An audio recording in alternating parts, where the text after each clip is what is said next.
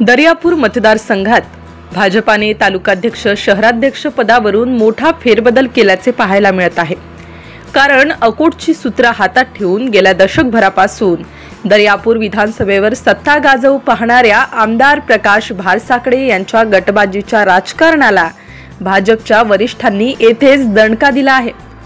अलीकडेच भाजप तालुकाध्यक्ष शहराध्यक्षांच्या झालेल्या निवडणुकीत भारसाकडे प्रणीत कॅन्डिडेट बॉयकट करत भाजपच्या वरिष्ठांनी सर्वसामान्य होतकरू असलेल्या कार्यकर्त्यांना महत्त्वाच्या पदावर संधी दिल्याने दर्यापूर शहरासह ग्रामीणमध्ये आनंदाला भरती आली आहे।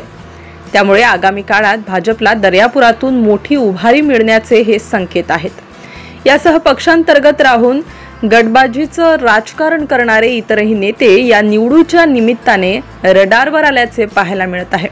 त्यामुळे दर्यापुरातील राजकीय समीकरण आगामी काळात वेगळे असण्याची शक्यता आहे। अलीकडेच भाजपच्या संघटनात्मक निवडणुका उत्साहात पार पडल्या।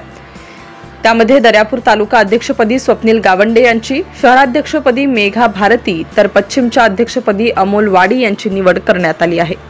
सर्वसामान्य कुटुंबातील तीनही व्यक्तींची महत्त्वाच्या पदावर निवड झाल्यामुळे दर्यापुरात आनंदाला भरती आली आहे।